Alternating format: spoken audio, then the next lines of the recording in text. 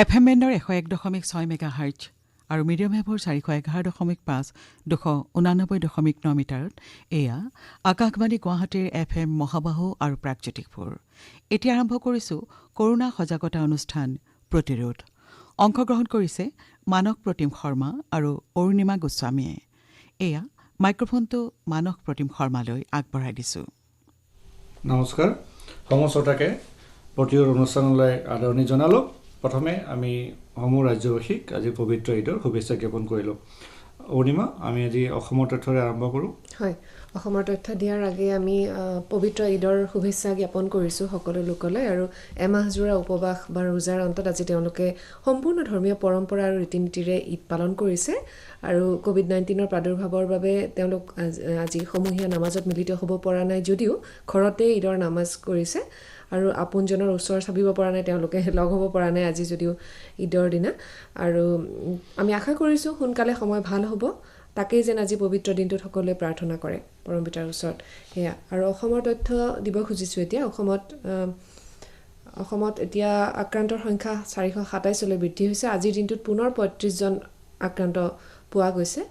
আৰু ইয়াৰে 18গৰাকী গোলাঘাট জিলাৰ, 6জন কোকৰাঝাৰৰ, 5জন কৰিমগঞ্জৰ, 2জনকৈ তিনিচুকীয়া আৰু শিৱসাগৰৰ আৰু 1জনকৈ যোৰহাট আৰু ধেমাজি জিলাৰ লোক। হয়। আৰু স্বাস্থ্যমন্ত্ৰী হিমন্ত বিশ্ব শৰ্মাই কৈছে যে আজিৰে পৰা 8খন বিমানেৰে আহিবলগীয়া যিসকল যাত্ৰী তেওঁলোক আহি পোৱাৰ লগে লগে স্বাব পৰীক্ষাৰ পাছতেই তেওঁলোকক কোৱাৰেণ্টাইন কৰা হ'ব বা হৈছে যিসকল আহি পাইছে। প্ৰায় সংখ্যক COVID-19 আক্ৰান্ত বহিৰাজ্যৰ পৰা অহা বুলি প্ৰমাণিত হৈছে আৰু অহাৰ পিছতে তেওঁলোকক আছুতীয়াকৈ ৰখা হৈছে। সেই ৰাজ্যখনত এই ৰোগৰ সংক্ৰমণ হোৱা নাই বা গণসংক্ৰমণ হোৱা নাই বুলি স্বাস্থ্যমন্ত্ৰীগৰাকীয়ে স্পষ্ট কৰি দিছে। আমি এই বিষয়ে বিতংকে কথা পাতিম। এতিয়া আমাৰ টেলিফোনত সংযুক্ত হৈছে NHMৰ মিছন ডিৰেক্টৰ ডক্টৰ লক্ষ্মণন। আমি তেখেতৰ সৈতে কথা পাতোঁ। হেল্ল'। ডক্টৰ লক্ষ্মণনজী, গুড আফটাৰনুন। আপোনাক আমাৰ অনুষ্ঠানলৈ আদৰণি জনালোঁ। প্ৰথমে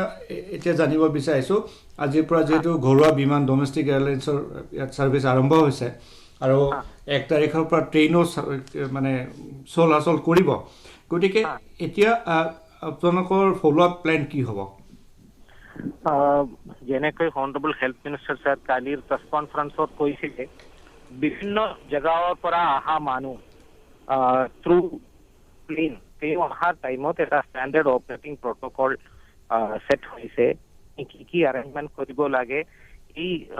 এটা অৰ্ডাৰ বনাই লৈছোঁ আৰু এই অৰ্ডাৰ মতে আমি কাম কৰি আছোঁ। জিষ্ট অফ দ্য অৰ্ডাৰ মানে এই অৰ্ডাৰৰ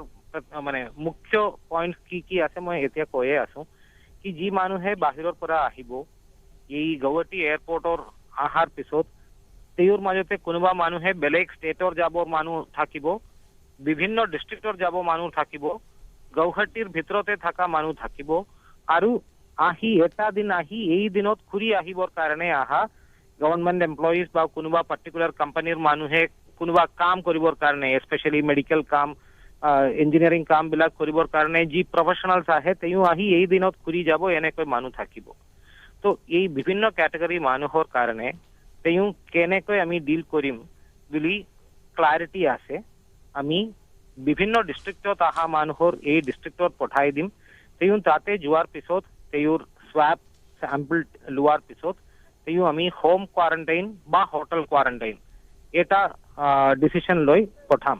কোন মানুহৰ আমি হোম কোৱাৰেণ্টাইনত পঠাব পাৰিম?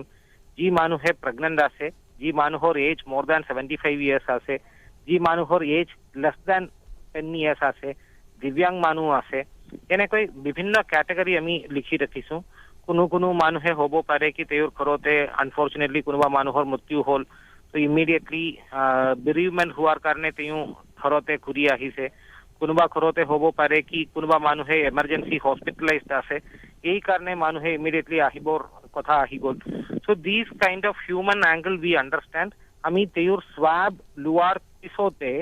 তেওঁ এনেকৈ হোম কোৱাৰেণ্টাইনত যাব দিব পাৰিম। কিন্তু বাকী সকলো মানুহ যি আছে they will be kept in quarantine facility or in a hotel if they are willing to pay.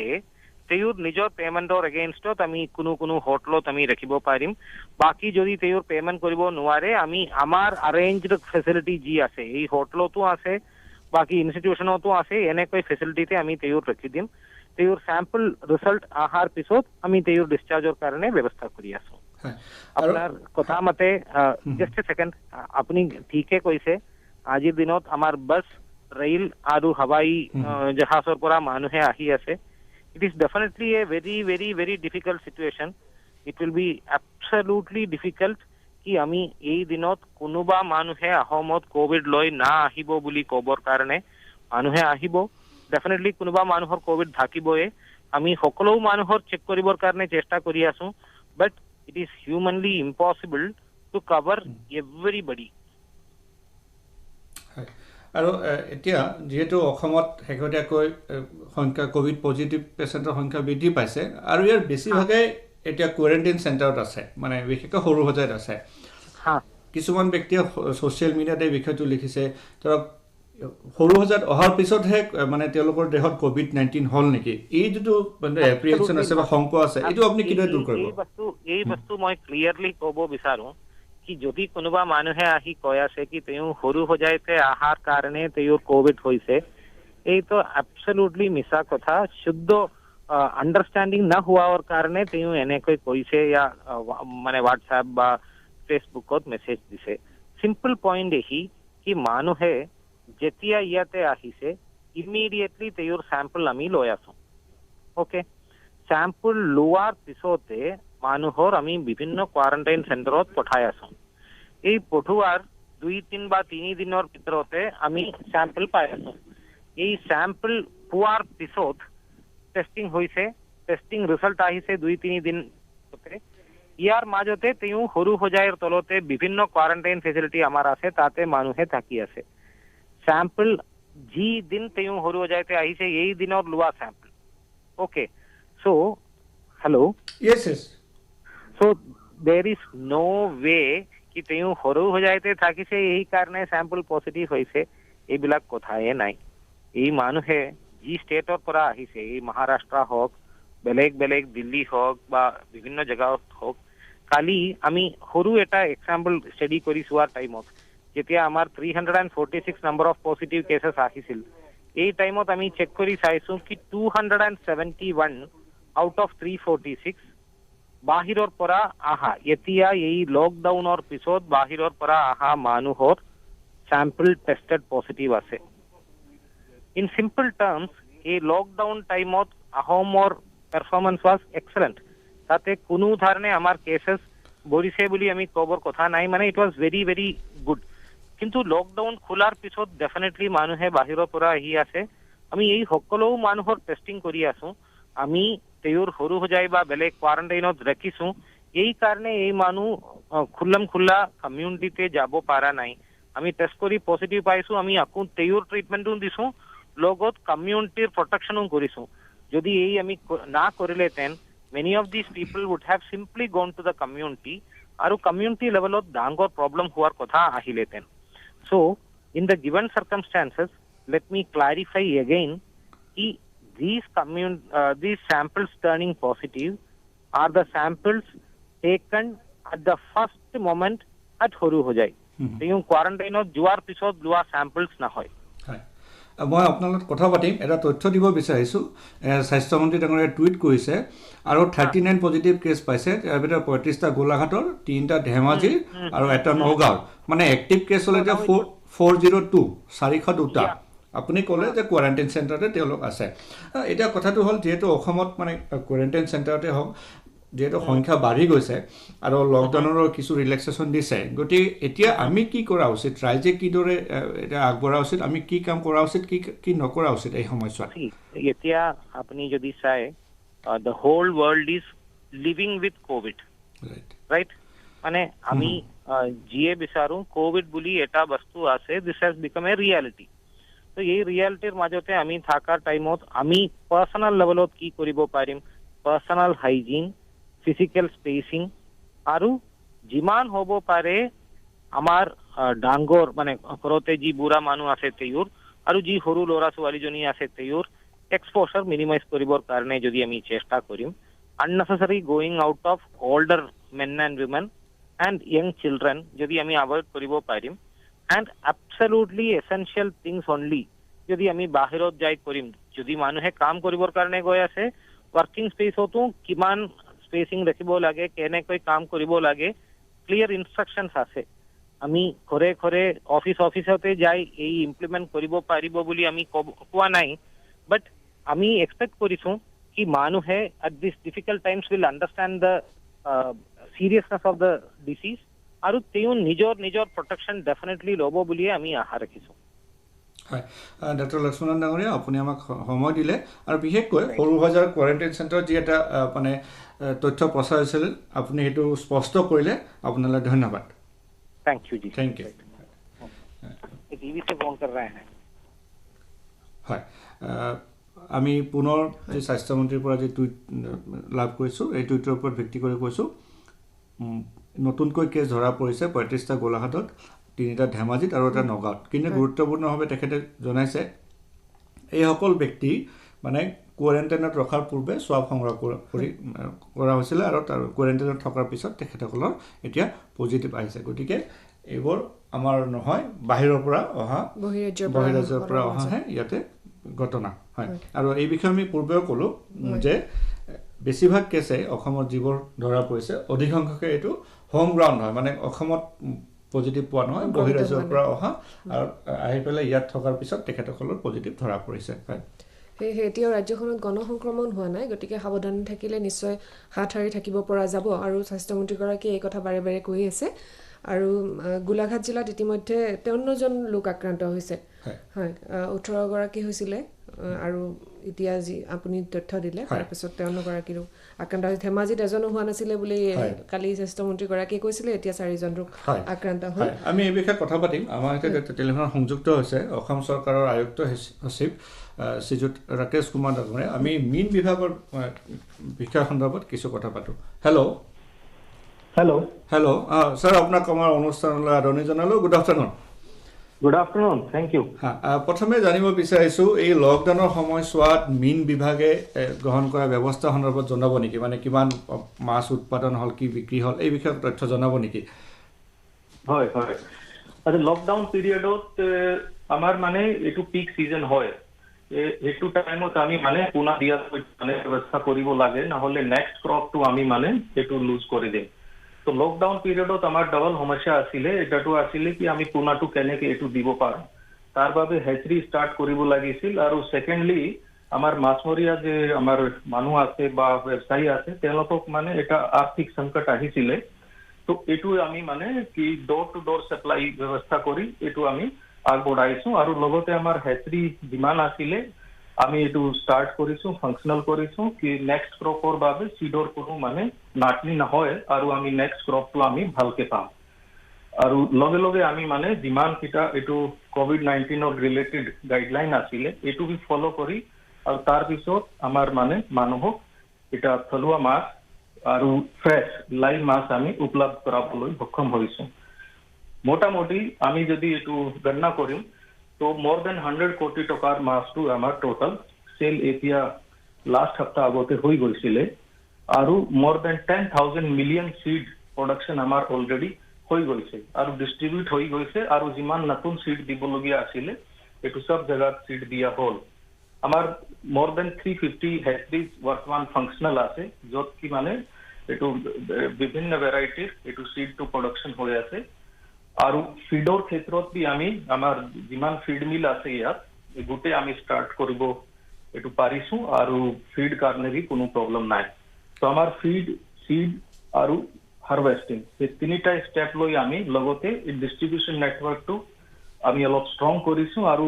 তাত কি মানে ডাইৰেক্টলি আমি মানে ৰাইজক মাছ দিবৰ কাৰণে সক্ষম হৈছোঁ হয় আৰু এতিয়া দ্বিতীয়তে যেটো বহিৰাজ্যৰ পৰা যুৱক যুৱতীসকল উভতি আহিছে এতিয়া মীন বিভাগৰ জৰিয়তে আত্মসংস্থাপনৰ কি বাট মুকলি হ'ব পাৰে বুলি আপুনি ভাবে চাওক আমাৰ যে ফিচাৰী সেক্টৰ আছে তাতে এমপ্লয়মেন্টৰ এনাফ অপৰচুনিটি আছে ল'ৰা ছোৱালীবিলাক যদি তেওঁলোক ইয়াত জড়িত থাকিব বিচাৰে তো নিশ্চয় তেওঁলোক ইয়াত জড়িত হ'ব পাৰে তেওঁলোক ৰিটেইলাৰ হিচাপে এইটো মানে কামটো আগবঢ়াব পাৰে বাকি হোলসেলার হিসাবে বা নিজে তেওঁলোক মানে এখন যদি টু মাছ প্রোডাকশন কৰিব বিচাৰে তো আমি আমাৰ ঘৰে ঘৰে পুখুৰী ঘৰে ঘৰে মাছ আমাৰ সেকেন্ড ফেজ এতিয়া স্টাৰ্ট হ'ব তেওঁলোক এপ্লাই কৰক তেওঁলোক আমাৰ পৰা সাবসিডি পাব আৰু তাৰ পৰা এইটো ফিল্ড আৰু সিড এইটো মানে তাতে সাবসিডি পাব আৰু তেওঁলোক এখন ভাল ধুনীয়া এইটো কমাৰ্চিয়ালি মাছটো প্ৰডাকশ্যন কৰিব পাৰে লগতে যে এইটো ডিষ্ট্ৰিবিউশ্যন বা সেল ক্ষেত্ৰত তেওঁলোক মানে এইটো জড়িত হ'ব পাৰে তাতে তেওঁলোকৰ এখন মানে এইটো প্ৰফিট পাব আৰু তেওঁলোক কাম কাজ পাব লগতে যদি হেচৰি ষ্টাৰ্ট কৰিব বিচাৰে তো হেচৰি ক্ষেত্ৰত আমাৰ বিভিন্ন ধৰণৰ স্কিম আছে তেওঁলোক এইটো মানে আঁচনিটো গ্ৰহণ কৰিব পাৰে আমাৰ ডিস্ট্ৰিক্ট ফিচাৰী অফিচাৰ বিলাক আছে তেওঁলোকৰ লগত সম্পৰ্ক কৰক নহলে আমাৰ ডিপাৰ্টমেন্টৰ ৱেবছাইট আছে তাতে গৈ পেলাই গোটেই জানকাৰী তাত উপলব্ধ আছে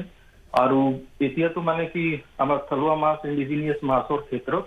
এইটো গোল্ডেন অপৰচুনিটি ক'ব পাৰে কি আমাৰ বাহিৰা মাছটো অহা নাই তো আমি এইটো আগবঢ়াব লাগে আৰু এইটো তেওঁলোক এইটো মানে এইটো নিশ্চয় লাভ ল'ব পাৰে বৰ্তমান যে পৰিস্থিতি আছে তাৰ পৰা আৰু এতিয়া শেষত এটা বিষয়ে জানিব বিচাৰিছোঁ যে প্ৰতি বছৰে বানপানীৰ ফলত ফিচাৰী ডিপাৰ্টমেণ্টৰ আপোনালোকৰ যথেষ্ট ক্ষতি হয় এইবাৰো বিভিন্ন জিলাত ইতিমধ্যে বানপানী আৰম্ভ হৈছে 2-4খন জিলাতে গতিকে এই সময়ছোৱাত আপোনালোকে কি নিৰ্দেশনা দিছে যাতে খেতিয়কৰ মিনিমাম লছ হয় বা এইটো প্ৰিভেণ্ট কৰিব পাৰি চাওক ইয়াত মানে কি হ'ব কি আমাৰ যে নতুন টেকনলজি আহি আছে যেনেকে কেজ কালচাৰ এইটো এখন ফ্লোটিং কেজ টেকনলজি আছে তাত মানে বানপানী আহিলে একো এক মানে টকাও মাছটো লছ নহয় এইটো আমি এখন মাছ স্কেলত আগবঢ়াই আছো বৰ্তমান আমি 15টা ঠাইত বিভিন্ন জিলাত এইটো আমি ষ্টাৰ্ট কৰিছোঁ কিন্তু যে ট্ৰেডিশ্যনেল পণ্ড আৰু আমাৰ যে বিলবিলাক আছে তাতে তেওঁলোকক অলপ এইটো কি নাম ডাইৰেকশ্যন আমি দিছোঁ কি তেওঁলোক অলপ ব্যৱস্থা লওক য'ত মানে তেওঁলোকৰ এইটো লছটো হ'ব নোৱাৰে তথাপিও যোৱাবাৰ যিমান লছ হৈছিলে তেওঁলোকক আমি মানে এছডেমা তৰফৰ পৰা ডিপাৰ্টমেণ্টলি তেওঁলোকক এড দিয়া হ'ব এতিয়া মোৰ দেন 12 কোটি টকা চেংচন হৈছে যাৰ যিমান লছ হৈছিলে সিড বা এইটো ফিচৰ যে লছ হৈছিলে তেওঁলোক নিশ্চয় এইটো গভৰ্ণমেণ্ট তৰফৰ পৰা কম্পনচেশ্যনটো পাবই কিন্তু লগতে তেওঁলোকক মানে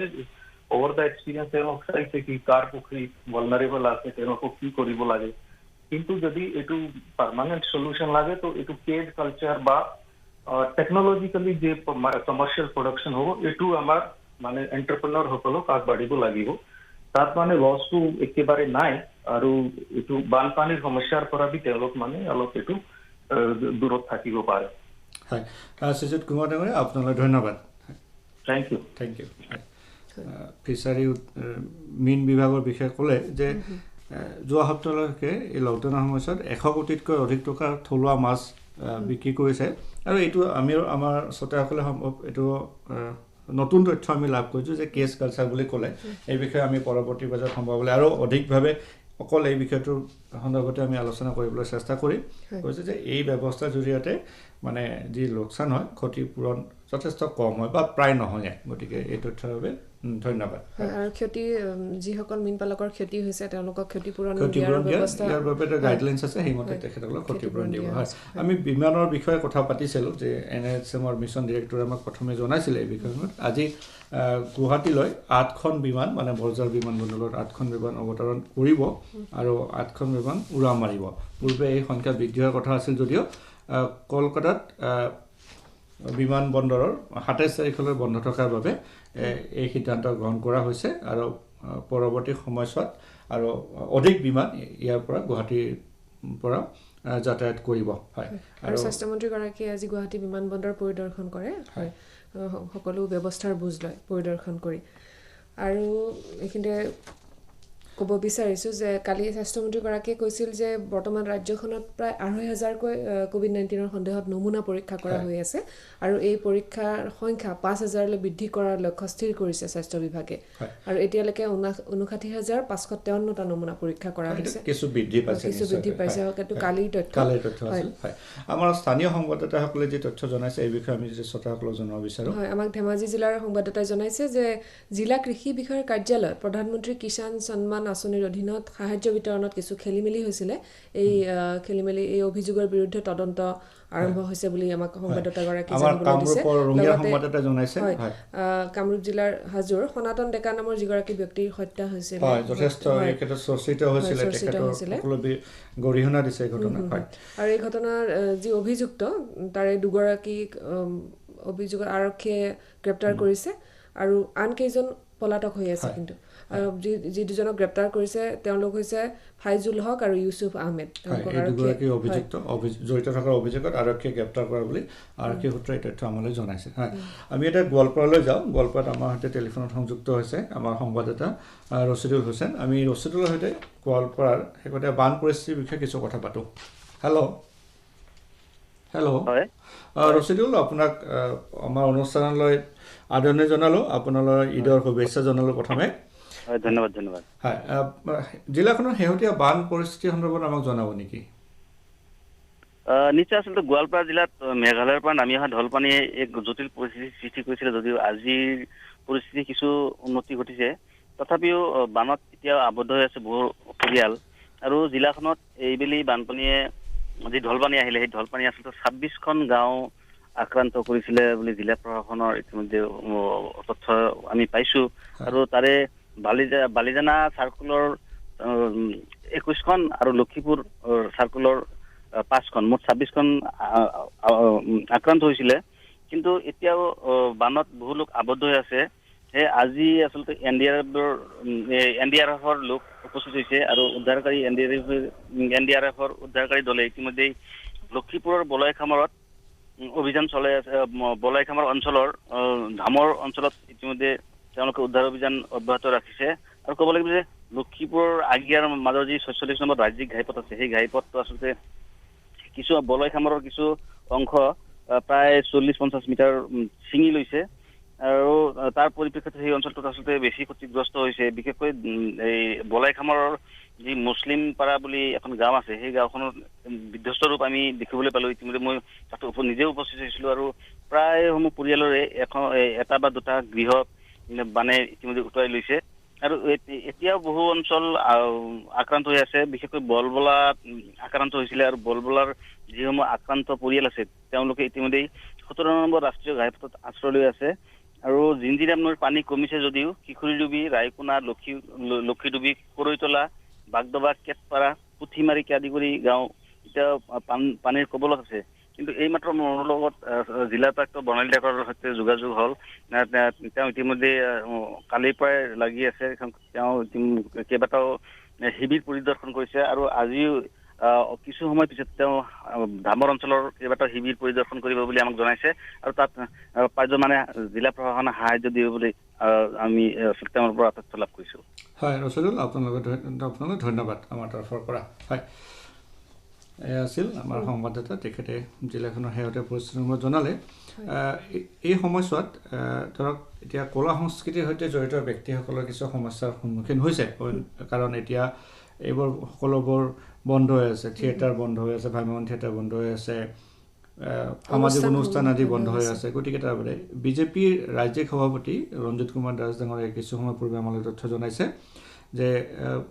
বৰপেটা জিলাৰ সৰভোগ সমষ্টি আৰু তাৰ আশে পাশে অঞ্চলত যিসকল বেণ্ড পাৰ্টিৰ সৈতে জড়িত ব্যক্তি আছে আমাৰ কলা সংস্কৃতিৰ এক অবিচ্ছেদ্য অংশ তেখেতসকলৰ সহায়ৰ বাবে প্ৰায় 200 গৰাকী এই বেণ্ড পাৰ্টিৰ সৈতে জড়িত ব্যক্তিক তেখেতে আৰ্থিক সাহায্য কিছু পৰিমাণে আগবঢ়ায় এই তথ্য আমাক তেখেতে জনাইছে আৰু আমাৰ স্থানীয় সংবাদদাতাসকলে জনাই আছিলে এই ধৰণৰ তথ্য যে হয় এই সম্পৰ্কে জনাইছে আৰু প্ৰতিখন জিলাতে ঈদ উদযাপনৰ বিষয়ে জনাইছে যদিও এইবাৰ কতোৱে সমূহীয়া নামাজ অনুষ্ঠিত হোৱা নাই আৰু সকলোৱে নিজৰ প্ৰায়ভাগে ঘৰতে এই ধৰ্মীয় ৰীতি নীতি মতে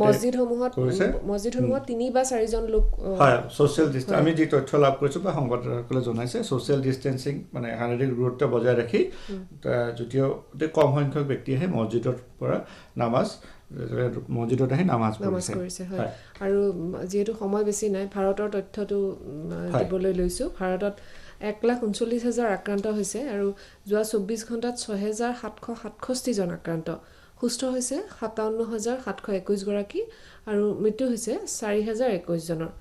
তাৰ পাছত মহাৰাষ্ট্ৰত সৰ্বাধিক আক্ৰান্ত এইটোতো আমি কৈ আছো 47,190 জন আক্ৰান্ত মৃত্যু হৈছে 1,577 জনৰ আৰু বিশ্বৰ সৰ্বাধিক আক্ৰান্ত দেশসমূহৰ 10ম স্থানত এতিয়া ভাৰত আছে আৰু সৰ্বমুঠ বিশ্বত 55,03,804 গৰাকী আক্ৰান্ত মৃত্যু হৈছে 3,46,775 জনৰ আৰু সুস্থ হৈছে 23,03,719 জন অৰ্থাৎ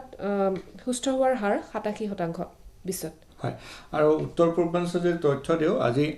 নাগালেণ্ডত 3 গৰাকী ব্যক্তি আৰু মণিপুৰত নতুনকৈ 2 গৰাকী ব্যক্তিৰ দেহত COVID-19 পোৱা গৈছে। এই তথ্য আমাৰ স্থানীয় সংবাদদাতাই জনাইছে। আৰু মণিপুৰত অৰ্থাৎ 34 জন আক্ৰান্ত, এতিয়ালৈ মেঘালয়ত 14 জন, ত্ৰিপুৰাত 189 জন, ছিকিমতো 1 জন আক্ৰান্ত হৈছে। আৰু ৰাজ্যত সামূহিক নিৰীক্ষণ কাৰ্যসূচীৰ অধীনত 25,000 গাঁৱত ইতিমধ্যে পৰীক্ষণ সম্পূৰ্ণ হৈছে আৰু 25,000খন গাঁৱৰ ভিতৰত 23,000 জন লোকৰ দেহত জ্বৰৰ লক্ষণ পোৱা গৈছিল যদিও কাৰো দেহত COVID-19 পজিটিভ পোৱা হোৱা নাই বুলি স্বাস্থ্যমন্ত্ৰীগৰাকীয়ে ইতিমধ্যে প্ৰকাশ কৰিছে। আৰু পৰীক্ষা অব্যাহত আছে প্ৰতিদিনে। আৰু বিমানবন্দৰ প্ৰাধিকৰণৰ পৰা আমাৰ তথ্যমতে কিছু সময় পূৰ্বে গুৱাহাটী বৰঝাৰ বিমানবন্দৰৰ পৰা প্ৰথমখন মানে ঘৰুৱা বিমান ইয়াৰ পৰা উৰা মাৰিলে। কিছু সময় পূৰ্বে অইন ৰাজ্যৰ পৰা ইয়াত বিমান আহি অৱতৰণ কৰিছিলে, কিন্তু প্ৰথমখন বিমানে কিছু সময় পূৰ্বে যাত্ৰীসহ বৰঝাৰ বিমানবন্দৰৰ পৰা উৰা মাৰিলে। এই তথ্য আমালৈ বিমানবন্দৰ প্ৰাধিকৰণৰ তৰফৰ পৰা জনাইছে। আৰু এতিয়া পুনৰ আমি এই বিষয়ে দোহাৰো যি কথা NRHMৰ মিছন ডিৰেক্টৰে ক'লে, NHMৰ মিছন ডিৰেক্টৰে যে অতি প্ৰয়োজন নহ'লে এতিয়া ঘৰৰ পৰা নোলাব, মুখ ফেচ মাস্ক পৰিধান কৰিব আৰু ছ'চিয়েল ডিষ্টেঞ্চিং শাৰীৰিক দূৰত্ব বা সামাজিক দূৰত্ব আমি যিয়ে কওঁ এয়া মানি চলিব। আমাৰ আজি সময় শেষ হ'ল, আমি কাইলৈ একেই সময়তে প্ৰতিৰোধ অনুষ্ঠান লৈ উপস্থিত হ'ম। গতিকে তেতিয়ালৈকে ঘৰতে থাকক, সুৰক্ষিত থাকক আৰু শুদ্ধ তথ্যৰ বাবে আকাশবাণী শুনি থাকক। ধন্যবাদ। প্ৰতিৰোধ শুনিলে অংশগ্ৰহণ কৰিলে মানস প্ৰতিম শৰ্মা আৰু অৰুণিমা গোস্বামীয়ে। সহযোগী আছিল অপূৰ্ব মালী।